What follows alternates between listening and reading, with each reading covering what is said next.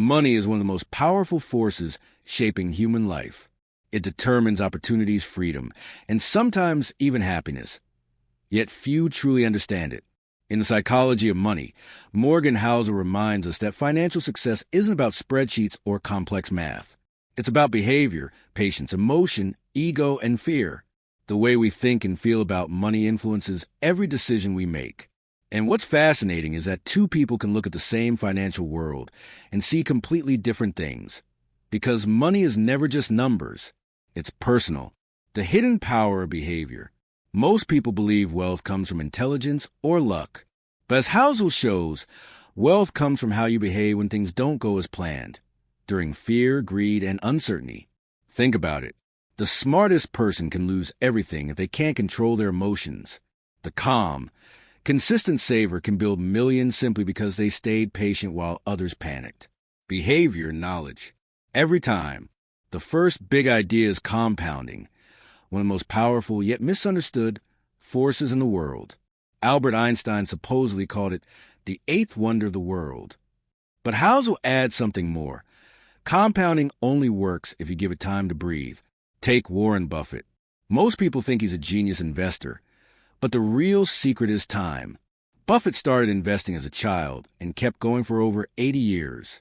That's why he's worth billions. If he had started at age 30 instead of 10, he'd have less than a fraction of what he is now. The lesson?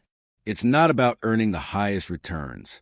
It's about earning good enough returns for the longest time possible and staying consistent through boredom, fear, and chaos. The price of wealth. Everything in life has a price, even money.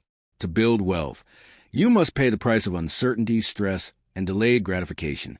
Most people try to avoid these costs. But the truth is, you can't have a reward without the risk.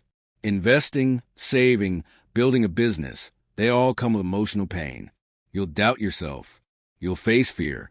You'll want to quit. And that's the price of success. Housel writes that doing well with money has little to do with how smart you are and a lot to do with how you behave. Your ability to endure discomfort, to stay rational when others panic. That's your real financial edge. Room for error. Another key lesson, always leave room for error. We don't live in a predictable world. Things break, markets crash, jobs disappear. If your plan requires everything to go perfectly, it's not a plan, it's a wish. The best investors and the happiest people expect surprises. They build a margin of safety.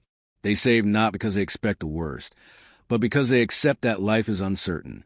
The power of enough. Perhaps the most powerful idea in the book is this: knowing what's enough. Greed destroys more people than poverty. Many chase more and more money, more status, more recognition, and in the process, they lose everything that really matters. Housel tells the story of a hedge fund manager who risked hundreds of millions just to earn a little more. He lost everything because he didn't know where enough was. The truth is, enough is different for everyone. It's not about having everything. It's about having peace. True wealth isn't measured in dollars. It's measured in freedom, time, and peace of mind. Luck and risk. Success and failure often come down to luck and risk. Two sides of the same coin. We like to think we're in control, but the world is too complex for that. Bill Gates became one of the richest men alive, but he also admits he was lucky. His school was one of the only ones in America with computer in the 1960s. That doesn't mean skill doesn't matter. It does. But we must stay humble, knowing that fortune and timing play a role in every story. When you understand that, you stop judging others harshly, and you become more forgiving of yourself, too. Freedom, the ultimate dividend.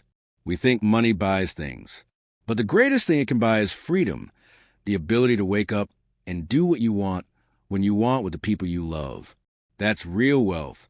The tragedy is that many people chase money to impress others, and in doing so, they lose the very freedom they were seeking. They end up working jobs they hate, living for approval instead of meaning. Housel reminds us, no one is impressed by your possessions as much as you are. Once you internalize that, you start making choices that bring peace, not pressure. The seduction of stories.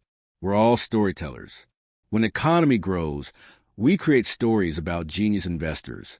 When it crashes, we create stories about villains and fools. But money doesn't follow stories. It follows math and emotion. The danger is that we often believe our stories more than reality. We justify bad decisions because they feel right in the moment. That's why awareness, the ability to pause and question your motives, is the real superpower in finance. Staying wealthy. Getting wealthy and staying wealthy are two different skills. Getting wealthy requires optimism and courage. Staying wealthy requires humility and fear. The goal isn't to avoid risk, it's to manage it.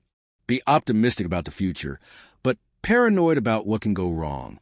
That's how you last long enough for compounding to do its magic. Money is a mirror. Money doesn't change who you are. It reveals who you already were. If you're insecure, money amplifies that. If you're generous, it amplifies that too. That's why building wealth isn't just about money. It's about character. Learning patience, gratitude, and restraint will serve you far beyond your bank account. In the end, The Psychology of Money isn't a book about finance. It's a book about life. It teaches us that real success is emotional control, not financial perfection. It's the ability to stay calm in chaos, humble in success, and grateful in abundance. Wealth is peace, freedom, time, and the mindset that enough is truly enough. Thank you for watching. If you enjoyed the summary, please like, subscribe, and share it with someone who needs to hear this message. See you in the next video.